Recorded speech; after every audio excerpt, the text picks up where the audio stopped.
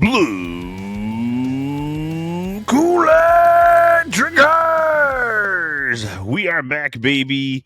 We are back, and the Lions are coming off a 42-29 butt whooping of the Seattle Seahawks, an offense that was humming to the tune of 19 for 19 completions. Jared Goff was 18 of 18. We'll talk about that other 1-for-1 later in the episode, but man, always bet on black, right, UJ? The black uniforms are out. So I'm Big Z. We got UJ as our other Kool-Aid crew joining the pod. He is supporting the black uniforms by wearing the black Lions hat tonight as well. UJ, I appreciate the support for the black. That was an inadvertent black hat wearing incident. I'll say the helmets looked awesome. Come on, they look good. The helmets looked awesome. Just not a fan of the black. How can I tell you? Oh yeah. There you go. I'll take it. But man, I think the Jared Goff and the rest of the team is because this and the offense especially because they were incredible performance on Monday Night Football. UJ, this is what we've been waiting. Yeah, this is what we've been waiting for. In a lot of ways, we've seen this version of the offense throughout the year. Right. It's just they didn't finish a lot of the drives. In this game, they finished the drives. I just want to start with the O-line. Big shout out to the O-line. They kicked the Seattle defense's ass up front. They did what they were supposed to do because this Seattle defense up front was pretty banged up. I think they only had one starter in the lineup of the four.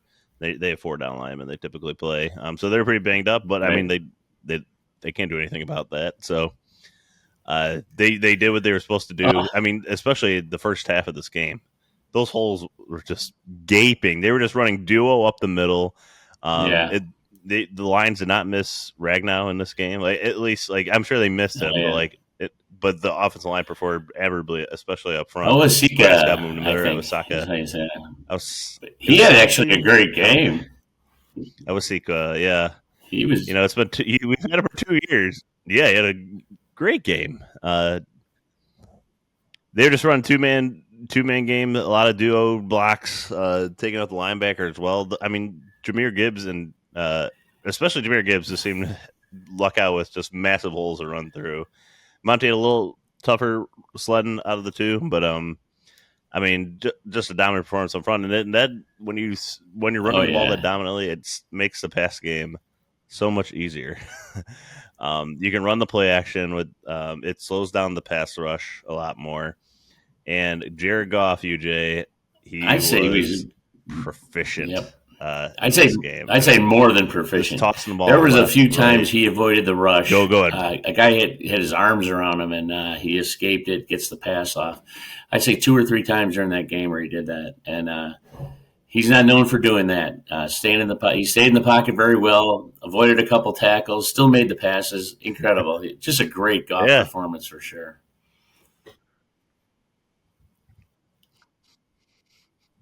How about the one where the guy came off the right edge, it spun him around, but he stayed on his feet and came off for like a 9-yard gain. We don't see that Goff too often. He looked nimble. He said something during the week about running more. I don't know what it was. Practicing running. Because if you don't do that, I think a lot of quarterbacks like his type, especially you're just a pocket guy, doesn't really probably run a lot. Actually go out and do sprints and stuff. Right. So he made a point of saying how he's practicing doing that, and then maybe it showed up a little bit that game, huh? I don't know. Yeah. He's definitely looked more agile this season. Just with his one run per game, and now in this game, catching his first career touchdown pass at any level. Yeah. Great play call and great pass from Amon-Ra St. Brown. Jared Goff did not have to move or adjust to the ball at all. It just went right into his lap. Lions said they've had that one set up for a while, just waiting for the right time to use it, and it worked perfectly. The DN caught it too late, and Goff easy walk-in touchdown. The Lions just continued to throw out such great, unique play designs, like the tight end screen to Laporta later in the game. It was they motioned in, and the motion receiver went through the C gap to kind of draw the linebacker out. And then all the tight end had to do was hold his block for 2 seconds. Laporta tossed his guy aside, had 2 linemen up. It was just like a really unique, cool play with the use of motion. Yeah. And just little things like that throughout the night, UJ. This is the Lions offense we thought we would see to start the season. Right. Obviously, they got. I think it's a good way of putting it. Getting through their preseason, what we were expecting. But we've given Ben Johnson a little grief the last couple of games, and right. But boy, it was just a great game for him. He just called a phenomenal game this time, and of course the guys executed too, which is all part of the, part of it. But he did call a great game, and a lot of creativity, a lot of motion. Just we kept them off their heels, and they have a great secondary too. And for Goff to do what he did, pretty phenomenal. 284 yards, I think it was, 18 for 18. 18 for 18. Those 10, I think. Like 7 passes completed in a single game since 20. Yeah, 2000. yeah. Kurt Warner was the last one, and he was 10 for 10 in a game. Definitely, this is the most best attempts with 100% completion rate. And I just want to also note that Jared Goff has more receiving touchdowns than the likes of like Travis Kelce, Jalen Waddle. There's a few others out there. He has more fantasy points receiving this year than Mark Andrews, the tight end of the Ravens, so great. In fantasy drafts. So I just like all those stats that have been floating out there. It's awesome. And then J-Mo steps up for a big 70-yarder. Yeah. That was the easy button for him. My God, was he wide open. Once he caught it, I think everybody. It was so funny because that one defender, and I don't know which guy it was, who chasing down the field. He was running his ass off, and James was just gliding, and pulling away from him. It was so funny. And I love you got to love his Calvin tribute there, doing the slam dunk. That was great. That was good. Absolutely. And then Bates picked him up by making an extra point. But what a performance all around by this offense! I'm telling you. And you said there were gaping holes, and there is true in a lot of time. But I got to say something about the skill of these running backs. I mean, our 2 running backs. I don't know who's better in this league, really. But there was one play J-Mo had. I think I want to say it was like a 12-yard run or something like that. But he literally squeezed through a slot, like you could barely squeeze an envelope through. Like the blocking was coming down, and he just squeezed through this little hole and shot through there. I don't know if you remember the exact play, but these guys are so skilled at what they do in different ways. And, boy, just phenomenal. You talk about thunder and lightning. I mean, Montgomery is just a joy, man. I love watching that guy. Definitely. Yeah. Yeah, definitely the best running back duo in the NFL, I would say. Gibbs went 14 carries, 78 yards. That's 5.6 carry. Monty, 12 for 40. Not his best game on the ground necessarily, but he got another touchdown. I think he's had 17 in the last 20 games.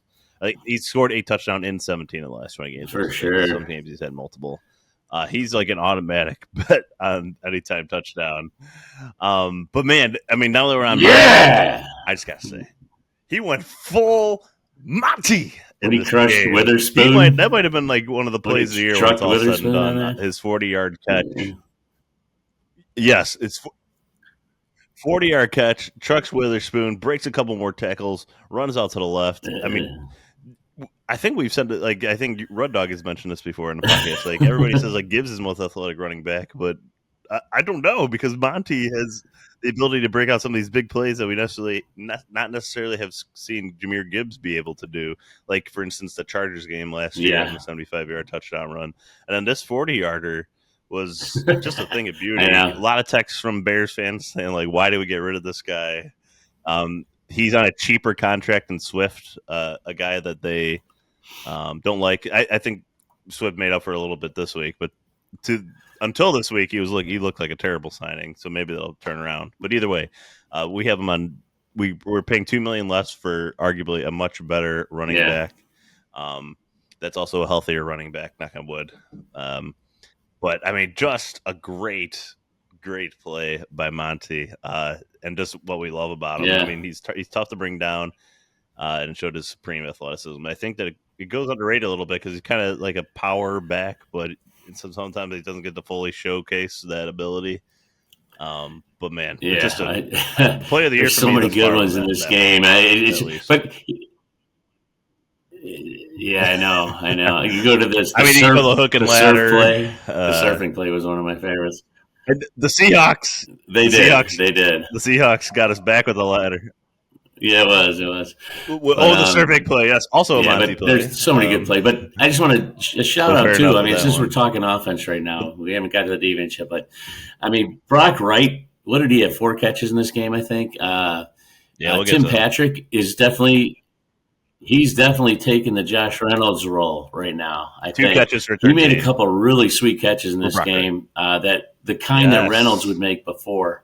And I think we're seeing him, if he stays healthy, as the replacement for Josh Reynolds. And I think as Goff gets more comfortable with him, we're going to see more and more of him because he's that big, tall receiver we've been wanting to have for so long, So,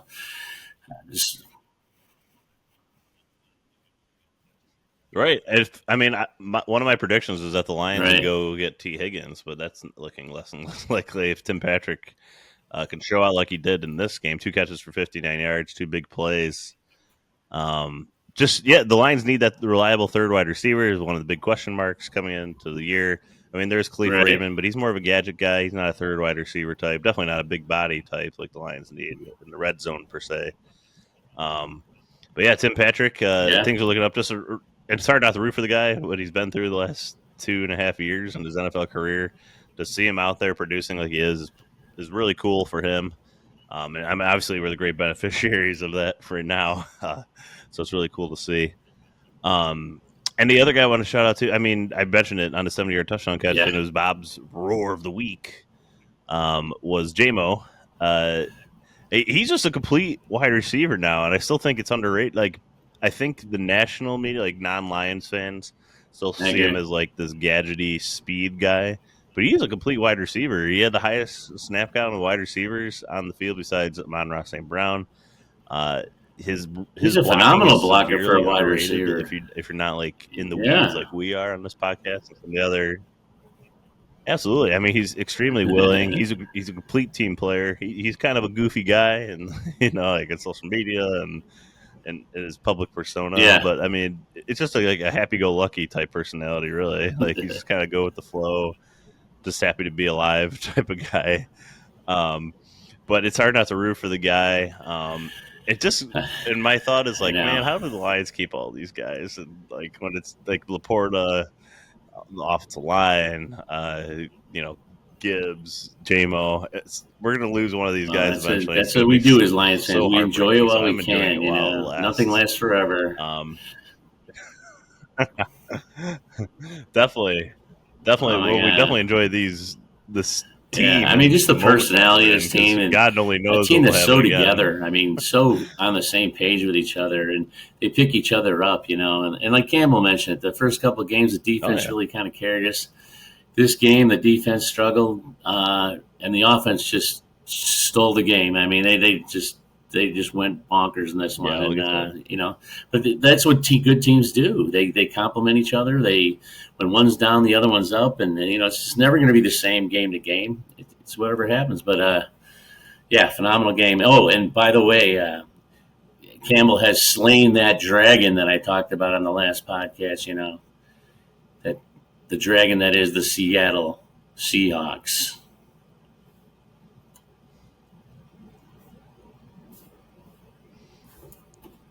Yes. I can hear you now. You just froze up on me, so I don't know. Can you hear me? I can hear you. Okay. Oh, okay, we're good. Yes. And this. I think Lions and Seahawks are destined for a shootout every game going forward, as long as like Geno Smith and Jared Goff are the quarterbacks in these games. But I just like everything about. This game plan. The ball was shared around. Just a complete team game on offense. I would say the one, if there was a thumbs down this game, was truly bizarre decision to call play action on the 2-yard line when the game is pretty much wrapped up. You just need to bleed the clock. I did not understand that at all. It kept Seattle in the game to a. I mean, Seattle still would need a touchdown and then recover not so kick, but it made the impossible. I didn't really possible. think it was that big a deal personally. Our lead was big enough, and I know what Campbell's thinking, like he always thinks, if we can get this first down here now, we just basically end the game right now. And he always thinks that way. That's how he thinks, though. I understand. But he had a cushion, though. It wasn't like it was a tie game or a 3-point lead or something, even a 1 touchdown lead. So I can't fault him too much on that.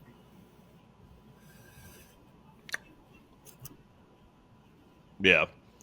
All right. Well, great offensive game plan. UJ, I want to move this over to the defensive side where maybe there's maybe a little more to talk about because this is an up and down performance. Now, my roar of the week, Jack Campbell, I thought pretty solid in this game. Forced a big fumble on DK Metcalf in the first quarter.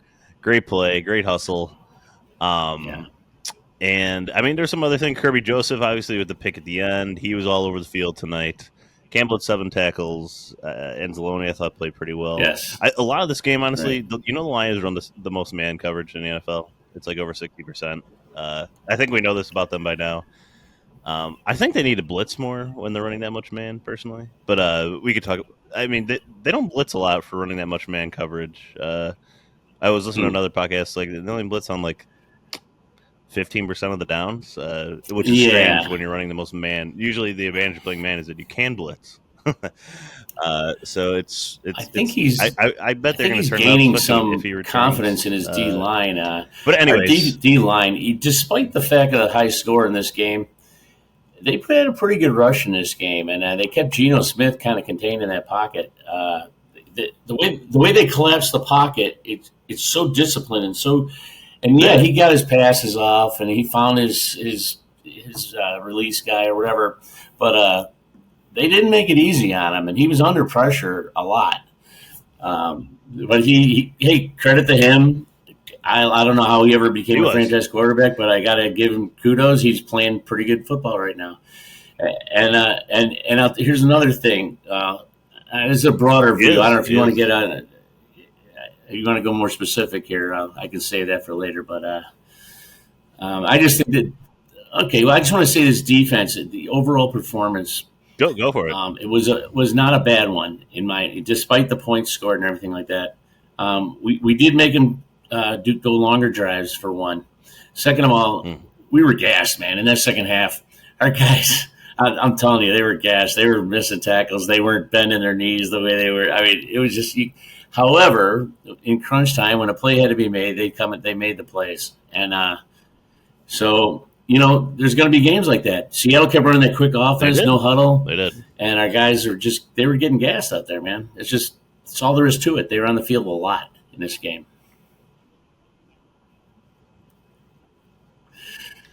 Well, another problem, too, UJ, is penalties.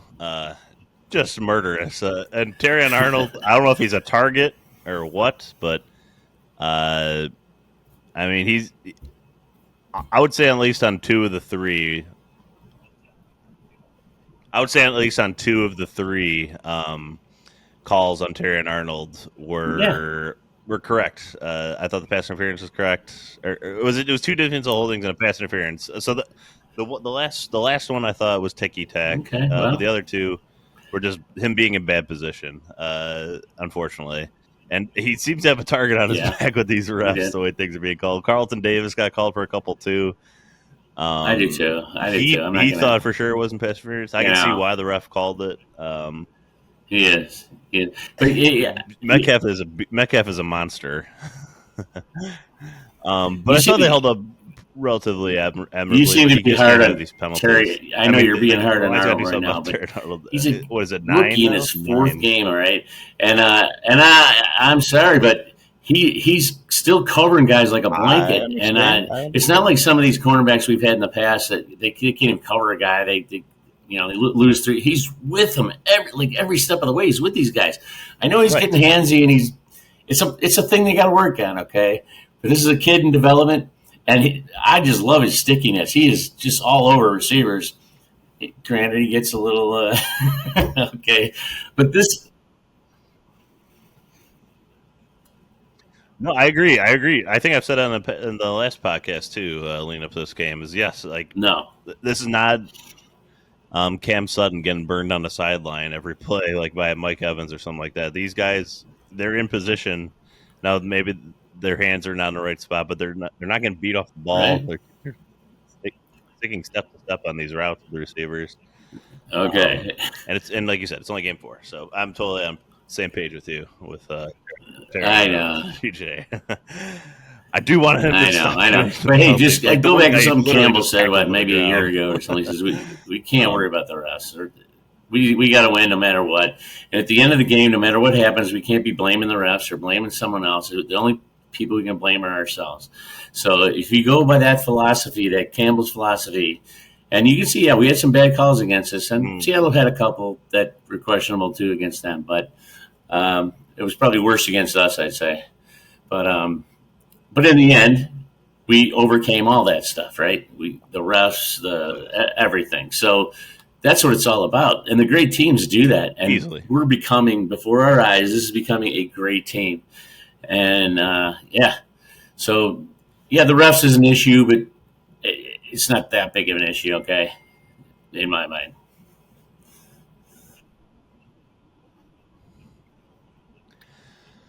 No, I agree. I mean, we've been burned by the refs. God only knows how many times at the end of the game. I know. UJ. So I think there's always that inside of us, that we're always against it. Detroit versus everybody, right? That type of mentality, and the everybody always includes the refs, of course. And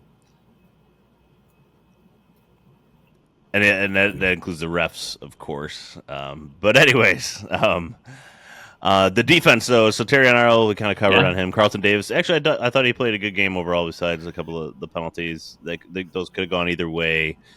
I had to bring up Hutch again. He is just unreal. Now, the smallest caveat is that he has not played a starting right tackle for any of these teams yet. They're all backups, but he's doing what he's supposed to do. Yeah. UJ, Hutch has 40 pressures on the season already. And the paces is wild. So that's 10 pressures a game. PFF's record was Watts 2014 TJ Watt's season 20 or JJ Watt's season with 100 JJ Watt's season with 119. Hutch is on pace for 170. He is just unreal. And you can see the difference in this game of an elite pass rusher like Hutch versus a guy like James Houston that is not at the level of an elite pass rusher. James Houston and Hutch need to get in a room, and you think maybe like Houston just doesn't want to do it, but like Houston is such low to the ground, like he gets lower to the ground and even lower than Hutch, like but can maintain his balance. The problem is he doesn't have a secondary move that I've seen in a while from him. You got to use that leverage, and like Hutch is best. Like he has all the different moves, right? He reads leverage extremely well, along with his athletic abilities. Houston, I need to see a second move out of you, man. He just keeps trying this dip low thing, and I think offensive tackles finally figured out. They're just like, I'm just gonna like pretty much lay out my body and just like let you go to the ground. Like they're just kind of putting their hand on their back now, and he's going on the play. That's why we haven't really seen him be effective. I want to see him like spin move counter. I mean, to be fair, inside, like let him know that you have a secondary move. To be fair, he hasn't had a lot of chances yet. However, he's got to take advantage of these chances that he's getting, and he's not doing it right now. I think he's still living off his 8 sacks in 6 games from 2 years ago. I hate to say it, but he's got to show more than he's showing right now. And he'll get a few more chances, and I hope he takes advantage of them. But he definitely has to show more. And you're right; he needs more moves or something. But can't do the same thing all the time.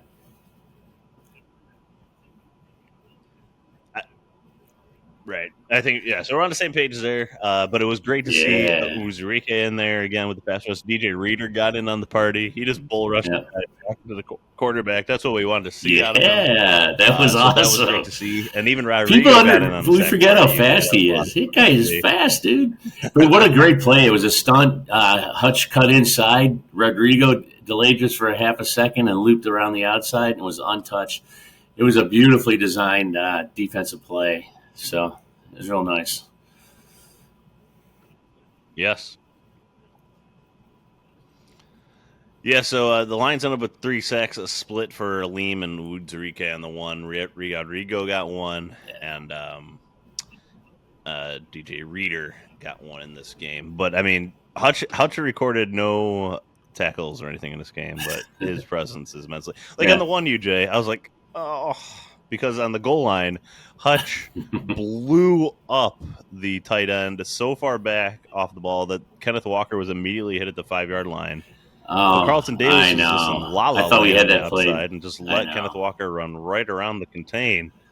That turns into that takes a 5-yard loss and turns into a touchdown. Kenneth Walker was pretty beastly in this game. This is a good Lions rush defense, so he made a couple good plays on. He's an athletic freak, and he's important to their run offense. But I mean. Yes, so they were missing Brian Branch. I really wanted to see him out there this game. Brandon Joseph, I thought, held up. Oh, that was well. I thought Davis was coming down. Carlton Davis getting kicked out of that game, man. The way he was going after the refs. So, yeah, the refs were pretty patient with him. Thank God. Right. I was making this comment to somebody during the game too when I was watching. Like the refs in the NFL in general. Oh yeah, very. He'd be long. If this was like the MLB, the umpire would be throwing you out like after a single argument. Like Matt LaFleur for the Packers got a penalty this week, like for a personal foul because he like threw his headset while he was arguing with the ref or something. But it's very rare to see like someone get a flag on them for arguing unless it just completely crosses some sort of line that we'll probably never know, even if they do. But yeah, so this defense, 395 yards passing. You say some of that was garbage time. Seattle never quit on this game at all. Shootout. They fought to the end, and I got to give them credit for that too. They always thought they were in the game. You know, a lot of teams would have packed it in. They did not, so I got to give them credit for that.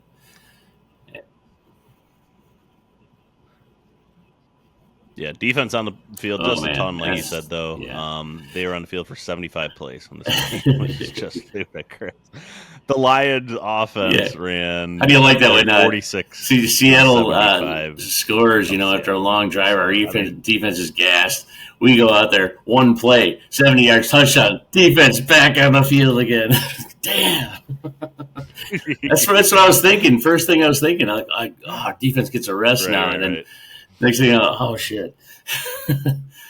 That's funny. Well, right. Yes. So tough on them from that perspective of things, if you will. But the defense, I think there's maybe a slight concern there. But I mean, we have seen them play well up to this point. Now, this is just a Seattle team for whatever reason has their number against Aaron Glenn. Like someone like the Seattle GM has kept his notes from the last couple of years, even with a new head coach, new offensive play caller. A lot of the personnel is still the same for Seattle, and they know how to play this Lions defense and this Aaron Glenn defense very well for whatever reason that other teams don't seem to quite mimic.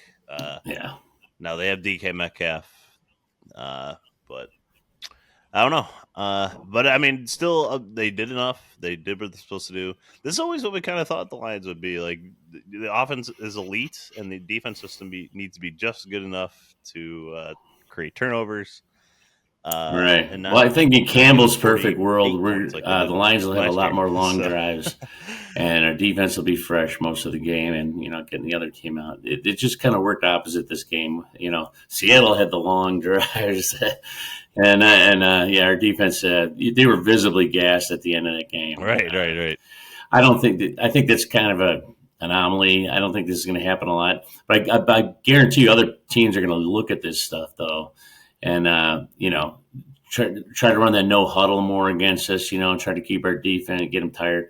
But then again, you have to execute. And Seattle executed in this game, and they just did. They executed, okay? Right. A lot of Right, exactly. I mean, because if you're running no huddle and you're turning it over, Lions Yeah. ball more often, and their offense is probably better than yours for the most part. I mean, there's no reason why the Lions wouldn't be like on anybody's like not on their top three offenses in the league. This is clearly a top three offense. It's a top two offensive line. Maybe the best, probably the best offensive line in the league. And yeah, Mhm.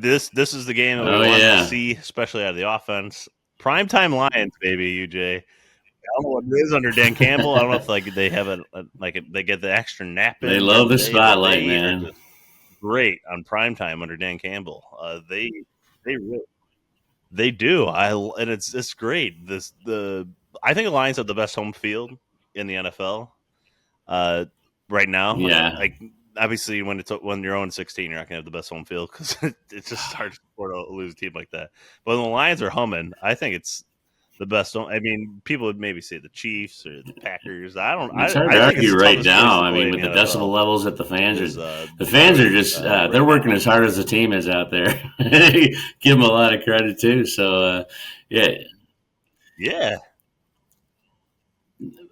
of course the players love it. but it's not just That that. They're helps. putting on a It all freaking helps. show. Everybody's I part of the mean, team it's one in thing a way. winning games, and winning This is, is really cool, I guess it and I doesn't don't matter want how this you ever do to it. Win ever. is a win, but they're putting on a freaking show. Like they're so much fun to watch. I mean, we have ridiculous talent across the board. Yes.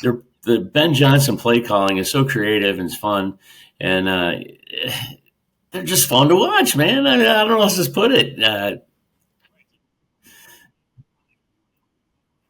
Yeah, Right. It's like every play is like, what are they going to throw at us new this week we haven't seen before? Like it's the fake punt pass to Sion Vake last week, the hook and ladder. This week it's the yeah. reverse pass or Alcatraz, the is what they pass to call it. Goff in the I end don't zone. know. So what do they call it? Alcatraz? I think that's what they said they called it. I believe it was Alcatraz. Anyways, yeah, just a perfect throw. Amon Ra gave Jared Goff the route at Hey, 7 out of 10. I think Goff was perfect on that because Whatever he that's worth. flips the ball to Amon Ra and just sort of casually at first. He was just real casual, like he was out of the play, and then he took off, and that linebacker just a second too late reading it. And I thought Goff played it to perfection.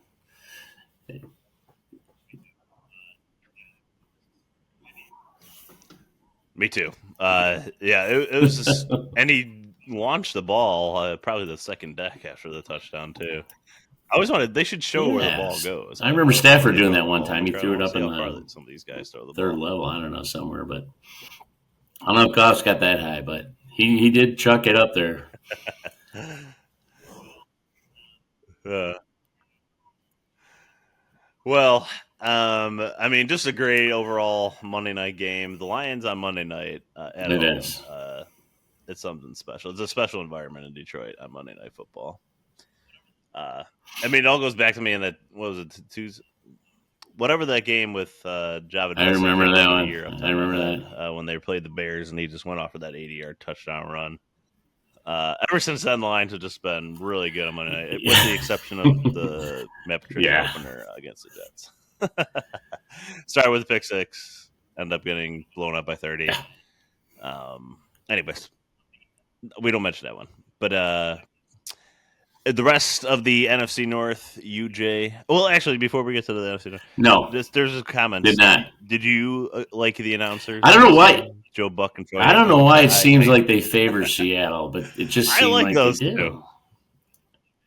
I I generally get that just from my I general don't really feeling. get Okay, that I'm from I'm not going broadcast. to I can't think of specific things, but it just seems to me they love Hmm. Geno Smith and Seattle. And what's Seattle got to do here? It's not. I don't know. It's just maybe it's my imagination. I don't know. Maybe it's my years of you know.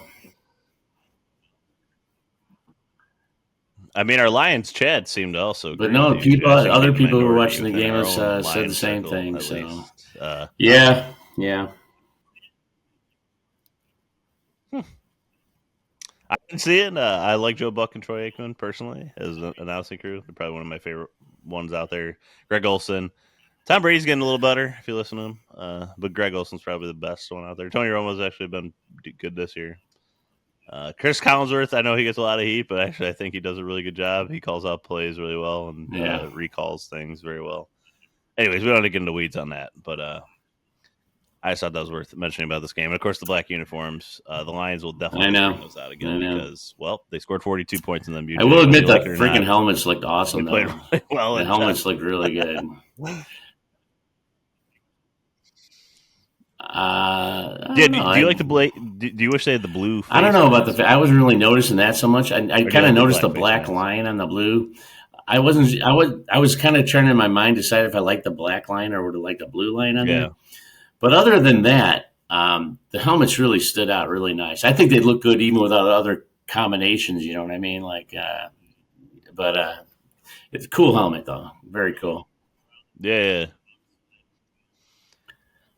I like that they surrounded the outside of the field, like the walls, right outside the end zone with the black as well. I thought they should have made the lion black. And hang a picture of Matt Millen out there while you're at it too. Jesus Christ! Maybe a banner, maybe a Millen banner. We'll put one up on the ceiling. But the black uniforms also black. He just happened to black be there. Black also for Calvin Johnson Day too. I mean, it's not his fault. He.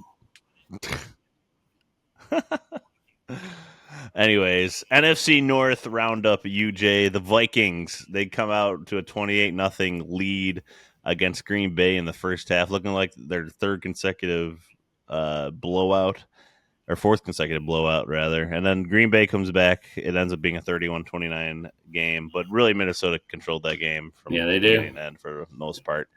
And they look to be our top contender for the NFC North crown. A lot of people had them finishing last in this division to start the year. Sam Darnold looks pretty good. I've been on Sam Darnold probate. I've been telling people Sam Darnold's still good. But anyways, they're 4-0. Mm-hmm. Green Bay moves to 2-2, and the Bears, they get a victory over Kid J's Los Angeles Rams. Sorry, Kid J. That team's decimated. Bears. I know you got a million injuries.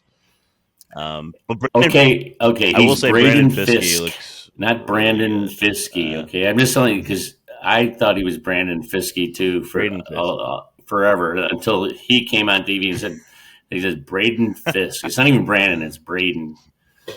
Just to get it right. Okay, but he does look good, by the way.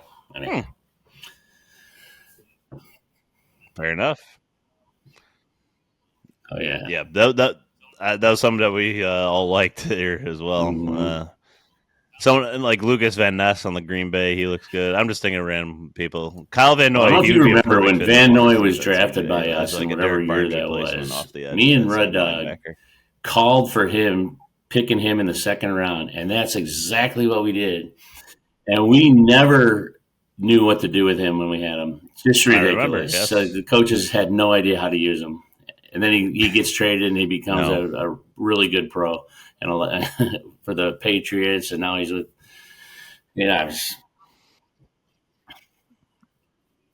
God, he would perfect be. Fit for you're exactly right. Derek Barnes being out right now. Yeah. It sticks to say. Hey, a lot of ex-Lions. There's a lot of ex-Lions performing well right now. Go down the list of guys that we really like. Lincoln Tomlinson played against us in this game. I mean, Ty Johnson scored a touchdown the other night for the Bills. He's like he's playing really well. Yeah. Yes. I'm just saying there's a lot of good. Warrior, the interception in the game for Dallas, and then Jeff. I'm just saying. Oh, well, I mean, if you saw some of the other game, it wasn't that good. He's just some problems. There's a reason he's on the practice squad for them. He just got called up because they have like 3 injuries in the backfield. But so Bears moved to 2-2. So Bears and Green Bay 2-2. Lions 3-1. Minnesota 4-0. Lions next week, they are on a bye. So all you Lions fans, you can go to your pumpkin patch if you plan on having a family event at any point throughout the rest of the year. This is the weekend to do it. You can say you're the family man, like I'm not watching football today because I want to spend time with you, honey.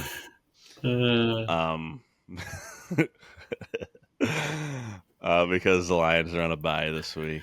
But then the next 13 weeks or whatever, 17 weeks is Super Bowl, right? The weekend is taken up. There is that bye between the NFC Championship. And there's a couple of Monday night and so Thursday games too. like so you might have a Sunday here and there. There's a large gap there. Right. Oh, fair enough. You're just not available on the weekday, then it's Thursday. No. But anyways, so that's the NFC North roundup. Otherwise, UJ, I think we're gonna wrap it up here because I know, we could talk for 2 hours about the Lions. I just want to say, especially you and Red Dog, another dragon slain by Dan Campbell. And there's one big dragon left to slay, and that's the Super Bowl. Oh God, we got the division championship. We got a home playoff game. We won a playoff game, and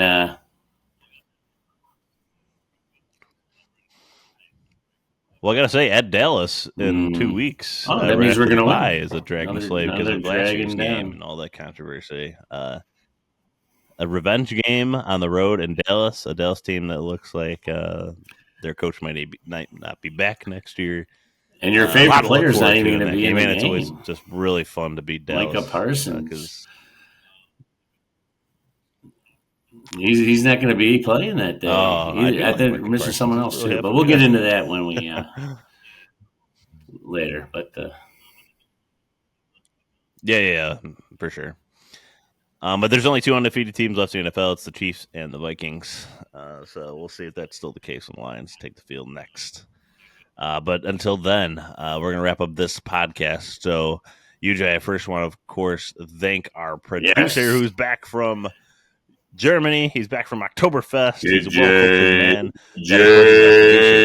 Kid J.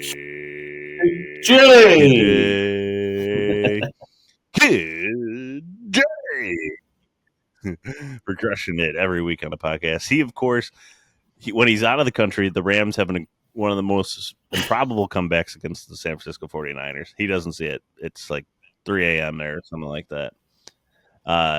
And then he comes back and watches them play the Bears and lose. So yeah, that's how it goes in the life of a Rams fan these days, I suppose. Traveling the world. Anyways, we want to thank SidelineReport.com for supporting the podcast. We want all our listeners, let us know your thoughts on the Lions thus far. Give us a comment or any questions that you have. DM us on Instagram at Drinking Blue Kool-Aid or Instagram at Drinking the Blue Kool-Aid, Twitter /X at Drinking Lions, or on YouTube. Subscribe to our YouTube channel. Getting a bunch of views, getting subscribers built up. Pretty cool. That is youtube.com/@DTBK_Lions, or just type in Drinking the Blue Kool-Aid on YouTube. You should be able to find us. Our logo, it's a lion smoking a cigarette next to a bowl of kneecaps. What's not to love about that, right? Anyways, we, of course, want to, and last but not least, of course, thank our listeners for tuning in with us every week and joining us on this ride all the way to the 2025 Super Bowl in New Orleans. So there we go. There you have it. And we will be back. We'll probably take the bye as well. So we'll probably be back that Wednesday or Thursday before the Lions' next game, previewing that one. So thank everybody for listening. We greatly appreciate you. And last but not least, as always, go